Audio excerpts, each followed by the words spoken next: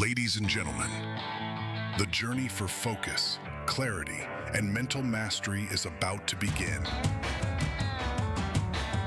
Live from WSIC Studios on the shores of Lake Norman, the show that gives you the tools to think sharper, sleep deeper, manage stress, and unlock your full mental potential. This is Your Brain Matters. And now, with over 30 years of brain science, more than 70,000 brain analyses, bringing neuroscience to everyday life, here's your host, Dr. Tim Royer. Welcome. Happy New Year. Can you believe it? Holy cow. Happy New Year. Yeah, 2026. I'm wearing my Christmas present from Amy on my feet. These new white Allbirds. They'll only be white for one day. No. Why did I buy those? I don't know. They are so impractical. They're so snappy. They are. I feel very snappy. Snappy for the new year. Yes. Yep. Thank you very much. You're welcome. For the Allbirds. Always trying to keep it fresh. So. And I see that you have your matching pair on. So when you bought mine, you bought some for you. They were on clearance. Okay, great. Oh, sorry. I got a little distracted. Hey, Your Brain Matters, guys. And it's Dr. Tim Royer here with Nurse Amy. 2026 and Your Brain Matters. I cannot wait for this year. I know. I mean, we are going to unpack so much stuff this year. And you guys are going to learn, and we're going to learn, and we're going to work together to get our brains stronger. You know, this time of year is the time that we typically think of, let's get to the gym, let's, start a master class. New Year's resolutions. Yes. Let's go. Work on our finances, whatever we're going to do. But we got a challenge for you, right? Yeah, we do. We want you to think about, what are you doing for your brain? Because all these things are kind of downstream, and your solutions to how your body works as far as maintaining weight and health, your solutions to your finances, your solutions to all these things you're making New Year's resolutions, it's upstream, man. Yeah. It's in your brain. Yep. We start with the brain, and everything else starts to come together, right? Yeah, that is so true. I was just talking to a client this week, and they had asked for a lot of advice about nutrition, things like that. Yeah.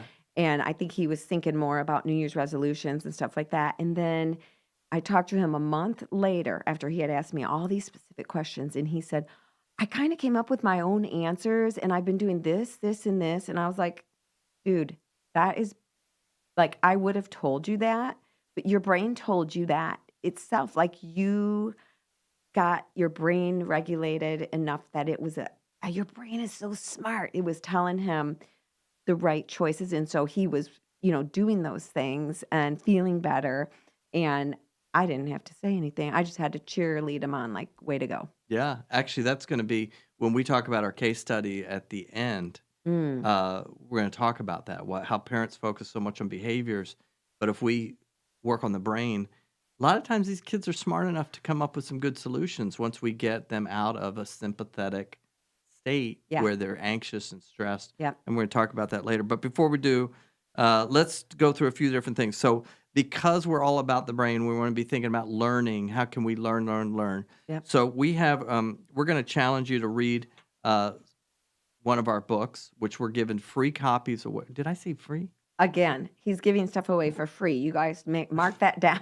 I got to keep We have doing 3 this. books. They're short. And then you could say, like, I read a book already. Boom. Check. Sure. Check that box right away.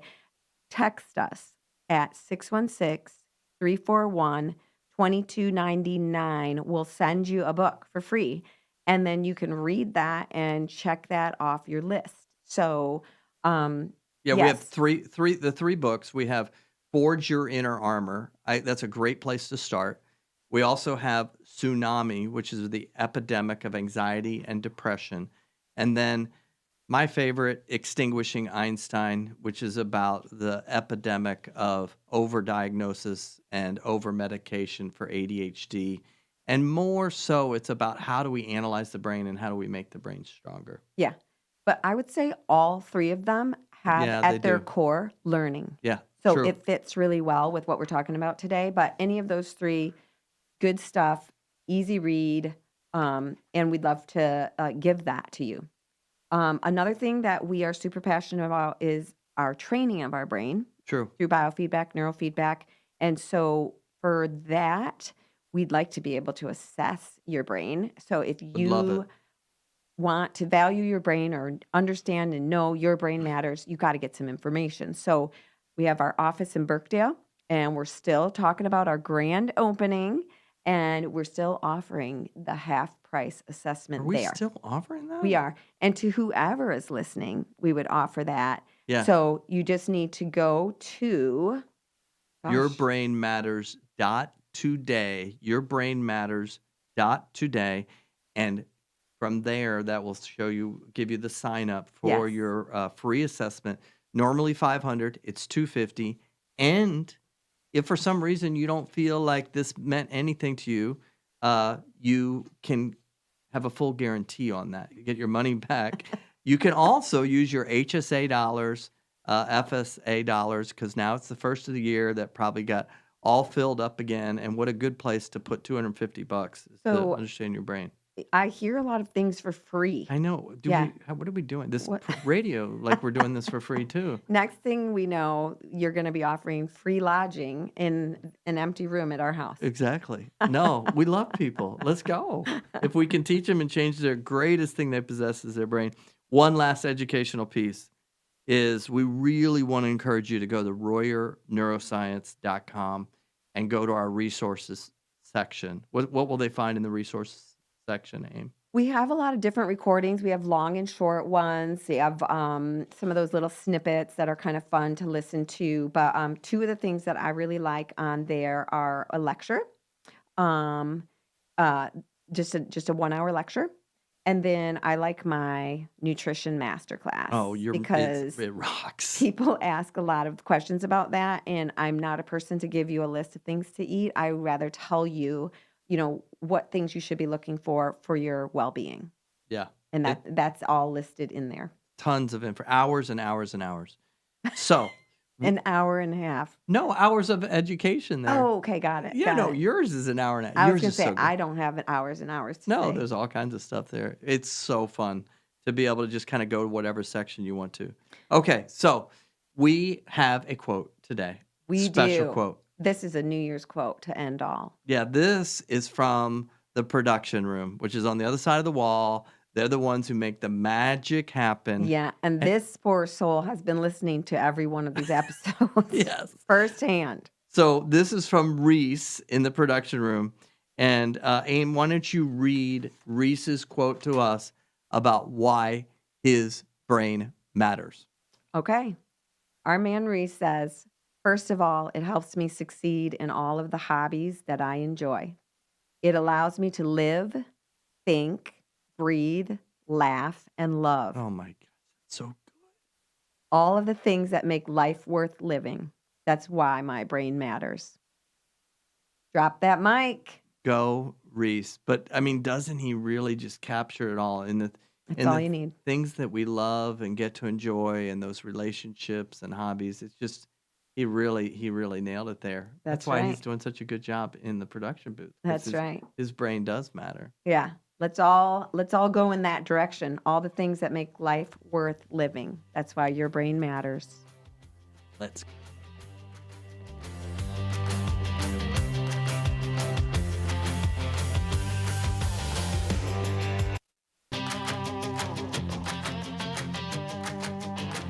Okay, welcome back. We're going into the science corner. Yes, all right. yes. And so we've talked about learning in our last episode. And now we're going to go one step further into how feedback leverages learning.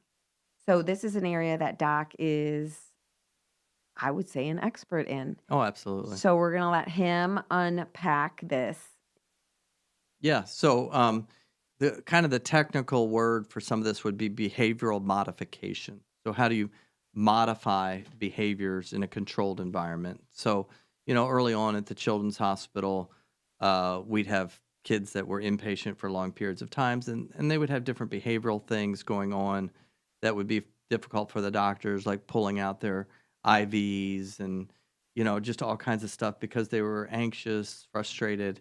And so you don't just medicate. You have to figure out how to behaviorally modify what's going on and adapt them to the environment. So there's different things. Last time we talked about learning. Yeah. We talked more about conscious learning like you do in a classroom, but also learning that the body is doing and brain is doing all the time because it's curious. It Yes. wants to solve problems. Yep. In feedback loops, in biofeedback and neurofeedback, it's more of a directed learning. Like I'm going to pick a specific target and we're going to modify a behavior or a physiological response based on specific feedback. But before I unpack that, I just want to unpack this word about feedback. Like, what is feedback? Yeah. So feedback is actually something we're doing constantly. Okay, just Right. stop for a second and think about how many feedback loops that you experience. Can you think of a feedback loop? Oh, darn it. You just totally put me on the spot. Ah, But I'm just sitting there while you were talking thinking you can't really learn without feedback. feedback, So exactly. I was lost in that a little bit. Yeah. So can you think of a one? Yes, I think of stepping on the scale in the morning. Oh, got you. Yeah. I mean, Yeah. is that a feedback loop, right? It is. Yeah, Or stepping on a tack. that's a feedback loop. Or stepping on a crack and don't break your mother's back. Right. Both of those things, the scale and the tack and your mother's back, are all negative. No, No, not true. Not no. true. But they're feedbacks. Yes. Yes. We look at a watch, Yes. right? I look at the Yes. clock. Like right now, you guys can't see this, but there's a huge screen in front of us, and this clock is ticking away, and it becomes kind of Ah! daunting at times, Yes. right? But that clock is a feedback loop that changes my behavior. Yes. I either speed up, slow down, develop a thought quicker or slower based on that feedback loop, right? Yes. And from the beginning of time, we've been doing feedback loops to learn. And the advancement of culture, agriculture, technology, engines, all of these things are feedback loops. We develop actually things that have their own internal feedback loops. Thermostats are getting feedback loops from temperature and changing your furnace and your air Oh conditioning. my gosh. AI.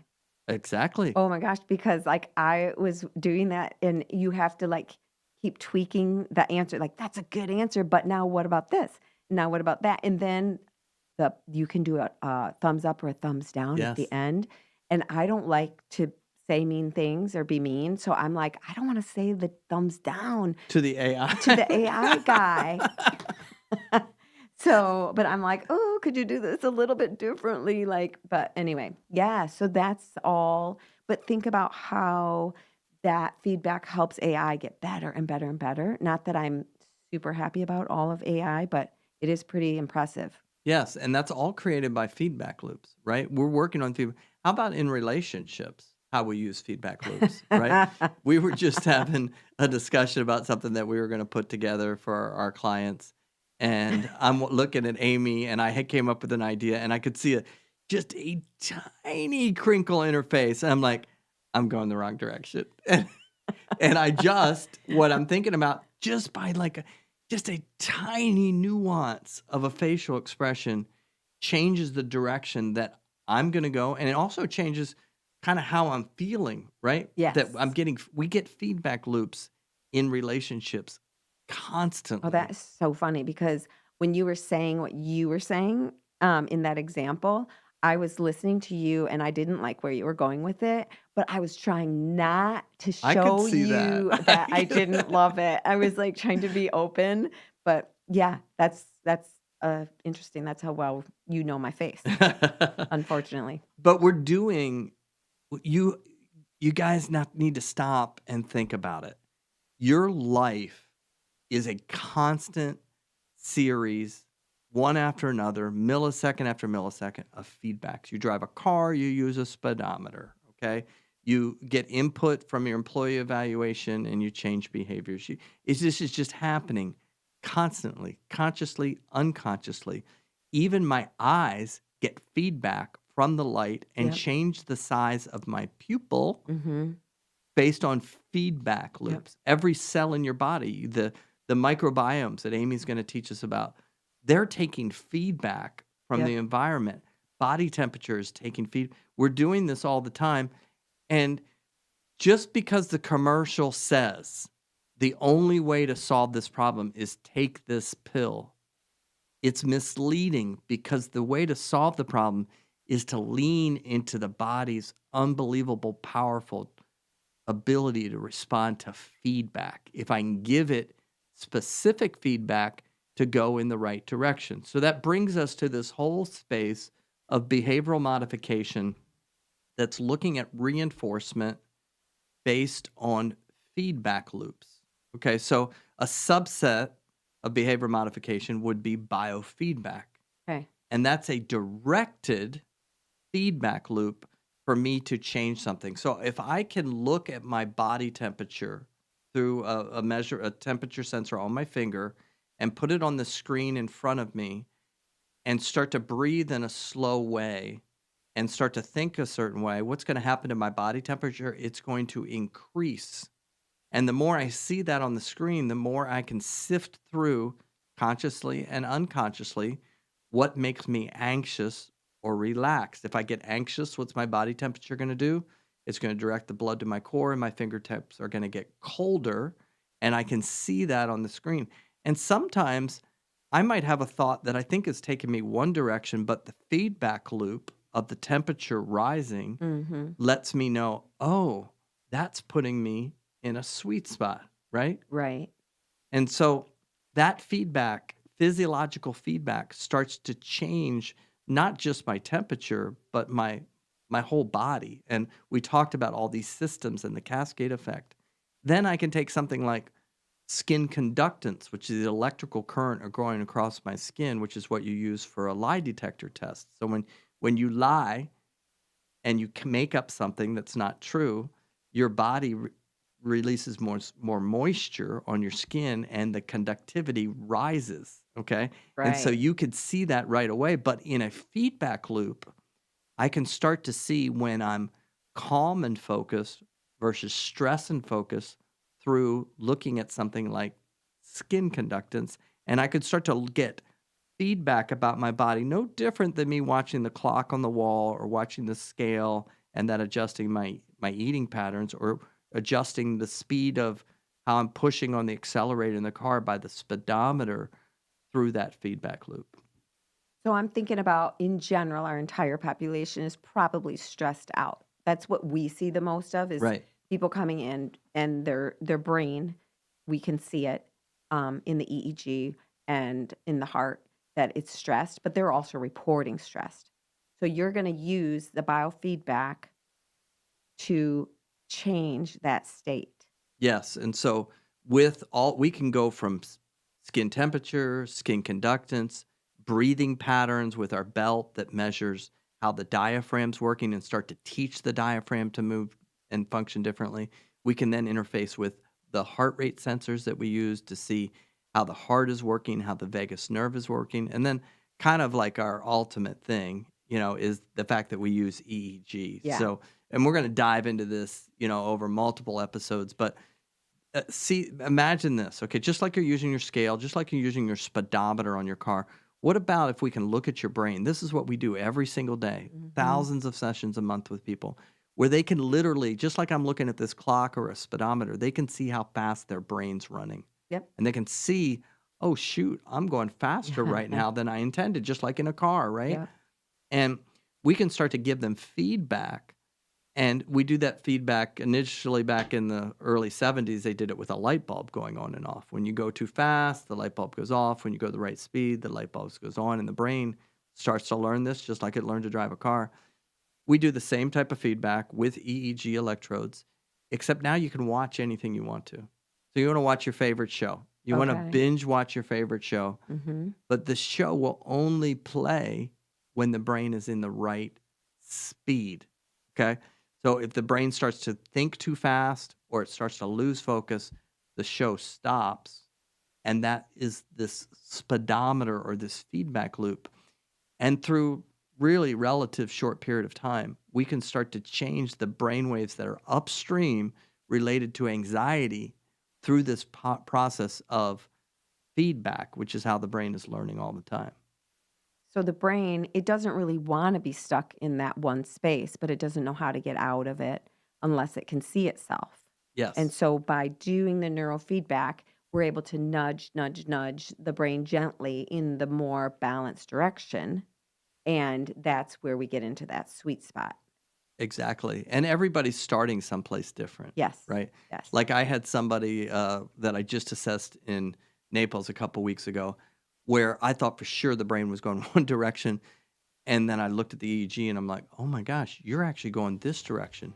So what we did was we said, hey, let's start to change the brain, the autonomic nervous system, to move more into a parasympathetic state.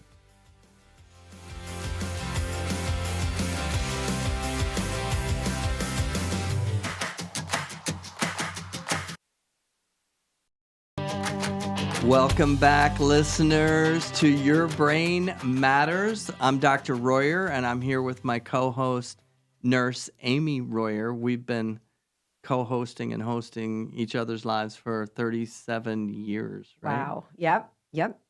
Wow. I know. Unbelievable. It's Just a lot of interaction. it's a lot of, with a lot of feedback. Yes. A lot of and a lot of feedback. learning. Isn't that interesting? All the Oh different my. things. Yes. You know, we talked about how like those subtle looks on your face and stuff.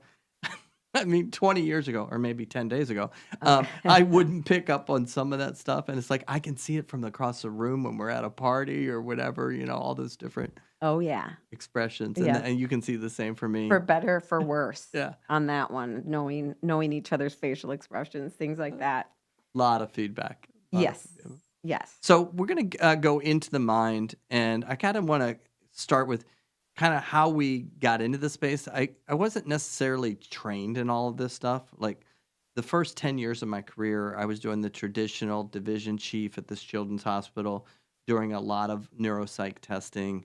And I kind of thought that's what it was. You know, it was like, this is what I was going to do. I loved studying the brain. But then, you know, we talked about this before, is that I started to see, man, so many people are getting misdiagnosed, over-medicated. Is really medication the only solution here? Yeah, therapy's going on, but that's so far downstream. You know, we're not really changing the brain. And so I had a behavioral practice on the side, and I was doing behavioral therapy with kids and teenagers. And I was like, I got to add something to this besides just talking all the time, right? And so I knew from my early training about biofeedback. And I said, you know, let's try to add maybe a little biofeedback in here. So in the earlier episode, I talked about changing body temperature. And so I went to this little conference where you could get this device and they train you on how to measure body temperature, right? Right. And it was in Chicago. We were living in Grand Rapids at the time. And while I was there, I sat next to a neurologist who talked to me about EEG feedback. And I'm like, what the heck is that, you know? And, you know, this wasn't, again, something I went to school for or learned. I'd already been in my career for 10 years, right? And I came back from Chicago and I had like this case of all these like physiological feedback devices. Do you remember this? Yeah. This is one of those crazy, who did I marry? What is going on with this crazy man? Because I was like 4 kids, stay-at-home mom, and he was gone for, 3 days, which seemed like 3 years. Yeah. And so I just was like, we didn't have cell phones, so I didn't know like when you're gonna pull in the driveway and everything. And so he came in, and I'm so ready to just hand off a couple kids. Yeah. And he's got this bunch of wires and equipment and stuff, which wasn't a normal part of No. our world. Right. He talked to people. That's what he did for a job. And actually, he had a really darn good job. Like division chief was a big deal in our town, and Yeah. and our children's hospital was a big deal in our town. And I really liked going to dinners and Yes. fancy things with other doctors' wives and things, because that was kind of exciting and out of my normal day-to-day routine. So like I liked his job, but it was about to change. So like he came in, he was messing around with this stuff, and Tim is very inventive. So when I say like we do construction and stuff on the side, like he's super creative with coming up with fixes and things like that. So I already knew that about him. But I thought he was just going to be conventional in his workplace, in his profession. But no, that is not the direction this was going in. So he was trying to figure it all out himself. So I'd come through the room. He'd have stuff on his finger, or he'd have it on his toe.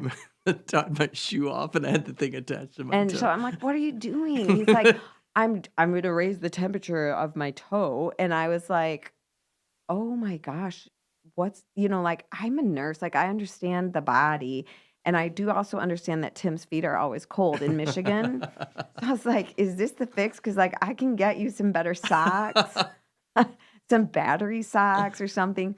But so then he was messing with that, and he's putting something on his head. He had a strap around his waist. I didn't know any of this stuff.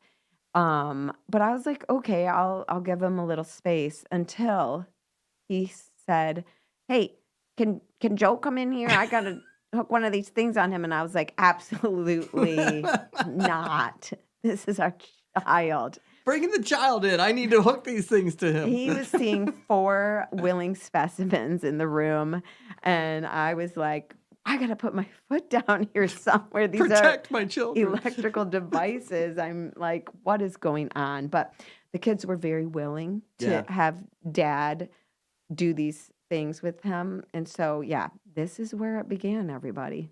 Yes. So we had these different physiological devices. And I remember the EEG back then, nowhere near what it is now, but it's pretty complicated to get a clear electrical signal because there's a lot of interference that can happen. So you have to use this like gel to kind of clean the surface on the head as well as the earlobes that act as a ground.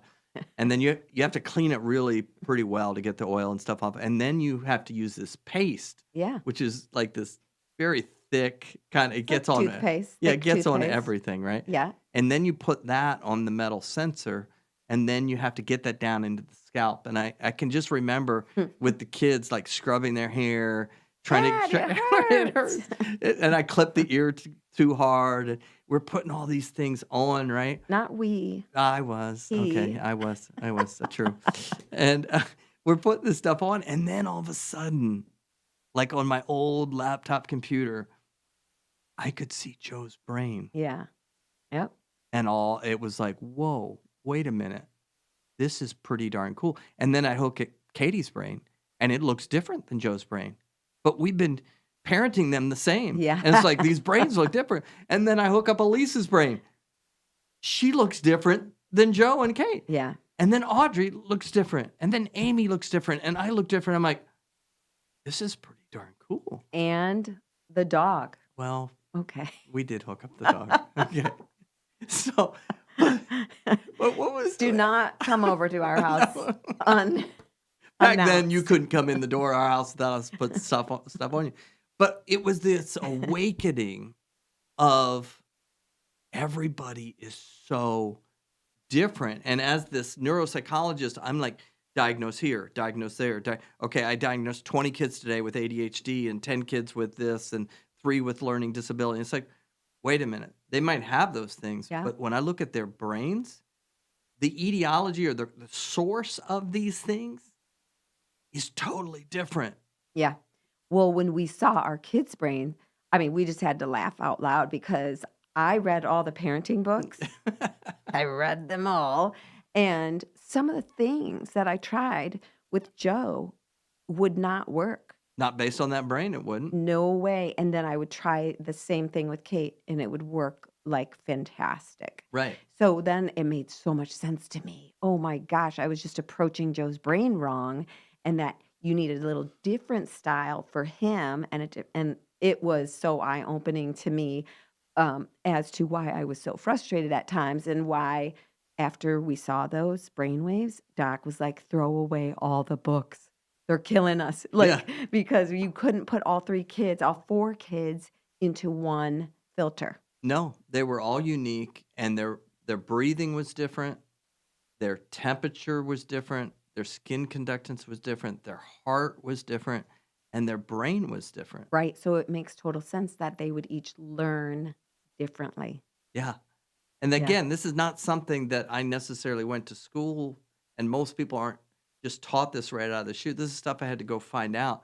But when that happened, it changed the trajectory of where we would go and what we would do with the human brain. That was 25 years ago, Yeah. right?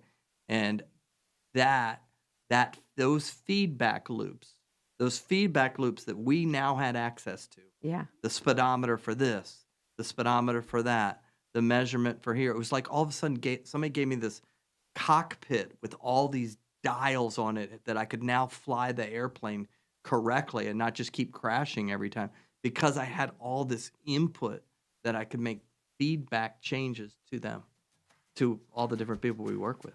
Wow. That makes total sense. I love it. Awesome.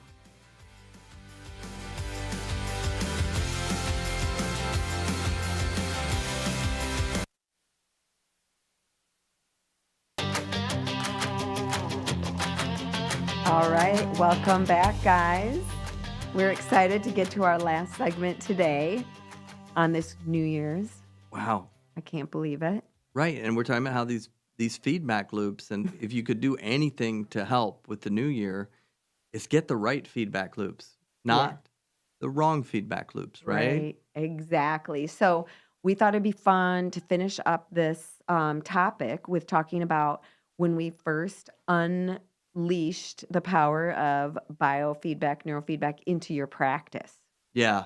So I had this, the original name of the company or practice was Pediatric Behavioral Specialist, right? And so we were doing behavioral therapy treatment, and I told you I wanted to go get this equipment. Yep. And so we started doing some of this biofeedback with temperature, not Yeah. just for my cold toes, but Right. for other kids to help with their anxiety. And by now, Doc had given up his position at the hospital, so I wasn't getting to go to any more of those fancy dinners. No, all those dresses just sat in the back of the closet, thanks to me. And we could have had No so more many more date night. dinners. Yeah. All the Christmas plays Oh, and yeah. all that stuff. Yeah, now we're on our own. Yeah. So, So we're out here on our own. We're thinking, okay, we're going to get this thing rolling, early 2000s. And I start using this equipment just to kind of add a little flavor to the practice. And I went to that conference and they taught me about EEG feedback. And this neurologist, I'm sitting next to this neurologist, and he's saying, oh, you have got to use this for ADHD. And I'm like, what the heck are you talking about? Like, the only way to deal with ADHD is give the kid a pill. right. He's like, no, you're going to literally change these. I wish I knew who that person was. Yeah, right. Right? Like, If he's you like, could no. He goes, your temperature thing's kind of cool here, but you got this EEG. If you start using that, says you will change lives with that. I'm like, yeah, sure, this guy's, what's he smoking? So we started to use the EEG a little bit. Yep. And I'm like, this is kind of interesting what's going on. So we need to kind of like be a little bit more formalized about this. You Yeah. remember this? I do, because you pulled me into work in the office a little bit. Yes. I said, I need some help, Yep. AIM. We Yep. need to formalize this. I don't know if this stuff's real or not real. It seems kind of like little voodoo to me, or snake oil. So we picked 15 kids, okay, that had significant ADHD, clearly. And I was helping the parents manage the behavioral side of things, the medicine side of things. And so we asked the parents in these 15, could we do for 8 weeks this program, kind of pause the behavioral, they could stay on the medicines, but could we do this program? So we did it for the 8 weeks for these 15 kids. We did EEG feedback and we did biofeedback. So we taught them how to breathe, how to control their heart, and we did EEG sessions, I think 3 times a week, right? Yeah. Yeah. So we start, like, cruising along. What's this going to do? And about 4 to 5 weeks in, parents start coming in with a little bit more, hop in their step, a little bit more positive attitude, and like, Johnny's making some good decisions. Like, what? And the whole time I'm like skeptical on this thing. Like, I'm going to prove this neurologist wrong, right? We get to week 8, and all of a sudden we do the retesting. So I'm a neuropsychologist, all about data. We Yeah. use testing to make the diagnosis of ADHD. So why wouldn't you use it to measure the effectiveness? And I know that's something that most users, if you're using medicine for ADHD, you're probably didn't get a pre-measure, or if you did, you're definitely not getting a post-measure. And you need those post-measurements because that's what I needed to validate, is this working or not, 100%. right? You got to see the data, You have to. right? So we computer testing That's for called evidence-based medicine. exactly. And that's why this is a level 1 intervention. It's in the same class as medicine, but nobody's telling you that. Yes, So when this because it Go ahead. doesn't bring income to the insurance company. No, or the pharmaceutical company. Yes. Right? So it is qualified, this treatment, but you don't know that, even though all the evidence-based stuff is out there. Yep. And back then, we didn't have all that. So, No, but we do now. yeah. So we run them through, we go redo the testing, and all of these kids across the board are significantly better, to the point that I hadn't realized some of their parents had actually taken them off some of the medicines, and they were doing better than when they were on the medicines. And I'm like, you would think I'd be, jumping up and down, like, yes, we found the cure for ADHD. But I was like, somebody did something wrong. Yeah. There's no way that this actually fixed their brain. The only way to change their brain is through chemical alterations. So you guys got to understand, I have not always been in this position. I've been on the other side where diagnosing, telling doctors, hey, I'd recommend you go this route on medicine, this and that. But this time around 2002, Yep. changed everything with those first 15 kids, right? Right. And so I said, we're going to do it again. Yep. And We- we did it again. We did it again. And the same thing happened. Yeah. Yeah. It was remarkable. And we had parents asking, can you do this for me? Yes. Because they saw the changes in their kid. And you just can't beat that. Yeah. And then the next thing that happened, you remember, I'd be like, okay, we've got the study done. Your kid's doing better. Okay, now let's start the therapy back again. We won't need it. Yeah. You ruined li- your therapy practice. No, I literally went from 140 people in my therapy practice down to nothing within a year because we were doing neurofeedback and biofeedback first. I completely destroyed my behavior practice because these parents would come back and say, I can't believe it, Yeah. but he's making better choices. Yeah. He's I remember this one kid, Billy, and he was doing the neurofeedback, right? And he wanted to watch this music video that was on a CD or a DVD, and we put it in, and he's watching this music video, and the video is stopping and starting as his brain is focusing or not focusing, it stops. And all of a sudden, after about 4 weeks, I go in and the video is just playing constantly. At the beginning, it was going off and on and on and off, and it's playing constantly. And I said, Billy, what in the world's going on? He goes, oh, I figured out that if I play the air guitar while this is going on, I could keep that movie playing. I mean, he didn't know all the science behind No. it, right? He says, if I play the air guitar, I am just dialed in, or he didn't say dialed in, but I can keep it playing, right? And I'm like, do you know what we call that? He said, no. I said, that's focus. See, for him, focus had always been, hey, Billy, focus. Right. Focus. He didn't even know what it felt like. It was a sympathetic. Yes. He thought focus was a stress, Yeah. a tension, amphetamine-based, push me into this crisis mode. But when he got into that creative space where his brain was doing what he liked to do, Mm-hmm. that was focus. And I said, what you're doing right there is what we're asking you to do. And I said, Billy, put down the air guitar and just do that without you moving your hands. Oh, I can do that. I said, okay, I'm going to stop the video. Try doing it again. I'm watching the EEG. His brain's all focused. Just focus, focus, focus. Billy, when you take that test you've been talking about on Friday, I want you to pretend you're playing the air guitar. Yeah. Comes back in on Monday. Doc, I got an A+. Mm. And I Mm. didn't need my meds. And I'm like, we taught you through feedback Yeah. how to focus. Yeah. And I remember just whole family systems improving Yes. because the one child is not just kind of like causing absolute disruption to everybody's life. And then I'm always interested in growth and development and nutrition. And so that was also something we heard over and over again is if they could come off their stimulants, the kids can eat again. And like we had a kid grow like 3 inches in like 6 months. I don't even know if that's possible, but like that's how big of a change was happening.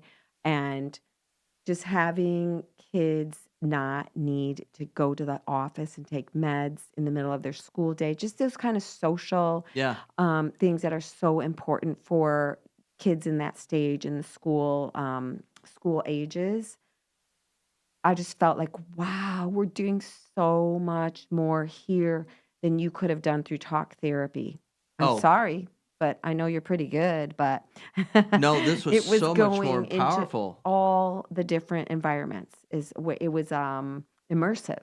Right. Pretty soon we'd have whole families. I remember one family that had their family was taking 15 together as a unit, 15 psychotropic meds. And within 4 months, we got the family off of all of these medicines through the treatment. We can't wait. We cannot wait to unpack this more with you. We just love what we do. Your brain matters, and this is such an important thing. So Amy's going to take us to the 2-minute drill with 1 minute and 27 seconds left. Let's go. We got to go.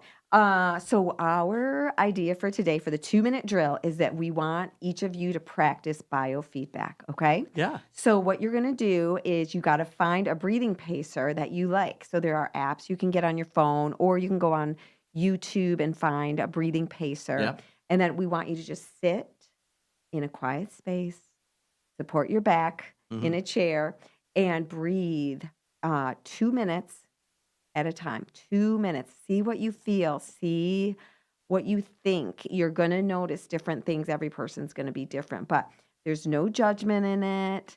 There's no like have to earn a star kind of thing. Just sit quietly and allow yourself to breathe in and breathe out and allow your brain to learn what does that feel like and how do I adjust my body in relationship to that breathing. That's where learning begins. You're going to feed your brain the oxygen it needs, but you're also going to kind of reset that autonomic nervous system speedometer, try to slow things down a little bit by using your breathing. This is the first and most powerful way to impact your brain, and your brain matters.